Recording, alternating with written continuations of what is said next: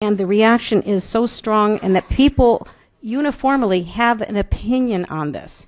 And no question that most of us agree on the premise that we have ignored our infrastructure, our transportation infrastructure for so long. It's put people's lives at risk. There's a safety issue, if anything else. And there's also a need to look into the future and make sure that we can meet the needs of the population of Connecticut in the future. It does become one of the top leading concerns on new business or our current business of being able to sustain here or move here and move our people and goods easily throughout the state. So there's no question there is an absolute demand that we have urgency and proceed. And the funding question is always out there. And there's no question. Now, there are many of us that have proposed alternative to tolls and to the increase in the gas tax in order to accomplish this by reprioritizing current bonding that we have, the general obligation bonds and others, to make sure we can actually get between $400 million to $1 billion more per year to be dedicated, new funds dedicated to our rail infrastructure without going in this direction. And you know, one of the biggest remarks and reactions that many of us get, because this is one issue, everyone, that you need to actually survey your constituents, because they will hold all of us accountable for this action, because it'll be something that they have to pay almost every day if they go to work every day. And they will want to know how and why you voted, if you listen to their concerns, and that's why we've spent so much time surveying people. But one of the first things I hear is, are you adding this on top of the highest gas tax in the nation? Remember, we pay, and our constituents pay 25 cents excise tax and another 8.1% gross receipts tax on top of this high tax. And let's not leave out the trucking industry. God forbid, Mike Riley would be very disappointed if we left out the trucking industry, because they always get blamed. They said they get a pass, they don't pay their fair share, they really tear up our roads, but in fact, the trucking industry does pay a disproportionate burden in Connecticut, even as they pass through, and their diesel is taxed at a rate that is 54.5 cents. Some of the highest anywhere. So you're going to add tolls on top of that cost. In reading this language, it was evident that the issue of the gas tax was not put in place, because everyone also says, well, you know, we pay tolls in all of our surrounding states, but on the other hand, our surrounding states have a lower cost in their gasoline prices, so it's kind of a balancing act. It's kind of a wash for them. So they put up with the inconvenience, because you have to add that to the inconvenience of stopping and the dangers of stopping. We all had some very compelling testimony by family members that still are carrying the tragic events that were so massive that really compelled everyone in Connecticut to demand that we eliminate our tolls. And for the new members, that happened some time ago in Stratford, where 8 people were burned as a horrific crash at that tolls occur with trucks and small children and families. And so that memory is still alive in many of those families, and they're adamant that we don't go in this direction. And others will say, well, you know what, there's new electronic methods to pursue. And those new electronic methods would not compel anyone to have to stop. Well, unfortunately, that is not the case. You will go in any state, and you'll find that those overhead electronic tolls are combined with a cash lane, with an easy pass and cash lane, and with a drive-through lane. And that is because we have some challenges in that you have to have reciprocity with other states. It's something that can not readily be accomplished unless you have a federal process that would allow another state to allow Connecticut to demand payment on the part of their residents that did not pay their toll. So that's why the rate of payment on a lot of these electronic tolls from other individuals from other states is very, very high. Nearly 30% do not pay because they don't have to.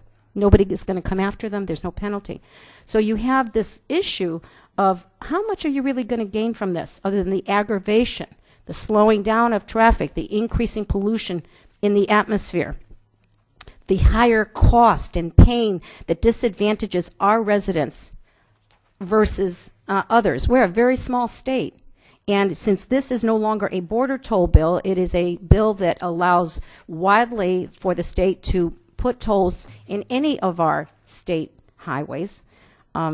It can, because of that, and because we're such a small state and we drive fairly good distances, you know how many folks from the Waterbury area drive to the Bridgeport and the Stanford area for their jobs on a daily basis. It would unduly disadvantage the people that live and work here. That equity issue about crossing state lines is a real one and concerns so many people. The issue of diversion is huge because that diversionary traffic happens even to this day when our way stations are open and truckers and others find a way to get around it. And you'll find up in the Danbury area, Route 22 is clogged all the time. In fact, the folks there say it's just a single line of traffic congestion of one truck after another because they're trying to avoid that extra cost. People will do that. Financial incentives are real, especially these days when people's budgets are so tight. I can't tell you the teachers that tell me this is a killer for them if they have to go across the state line to teach every day on their budget, because $100 to $200 more a month makes a difference as to whether they stay in Connecticut or have to move across the border and be able to pay that extra in rental costs for their apartment. You know, there are ways sometimes that we can come together in saying, well, maybe a fee-based congestion pricing voluntary tolls might be something we might be able to accept. They do have these. Places like Florida have them. They have free lanes, 2 or 3 free lanes, and they have a congestion pricing lane where you can voluntarily go faster and pay your 25 cents every couple of miles. However, we don't have the luxury in Connecticut, as many other states do, with the amount of available land. We know already we have an issue with 95. It's very difficult. They've wanted to widen the lanes just to help relieve traffic congestion. We're infamous for that here in Connecticut. But this is one direction that many of us don't feel we should go, and we shouldn't have to put the residents at risk for more and higher costs that they can't really handle right now. It's really not a necessary direction because we have shown with the right kind of financial planning, long term, 10 to 20 years out, we can show that we can add $1 billion in extra investment in infrastructure to take care of some of these problems without going in this direction. And I don't know that we've really spent the time to adequately investigate and work together to look at that first. Why go to tolls first? And let me tell you, there is a risk, not just to the taxpayers, but it's also a risk to anyone in elected office. I'll tell you, I've done a number of polls, so have radio stations because they've caught on to this because the public has reacted so quickly to this issue, and they like to increase their viewership quite a bit. And they were stunned as people got closer to this because they were willing to look at both sides of this issue, how strongly people opposed it.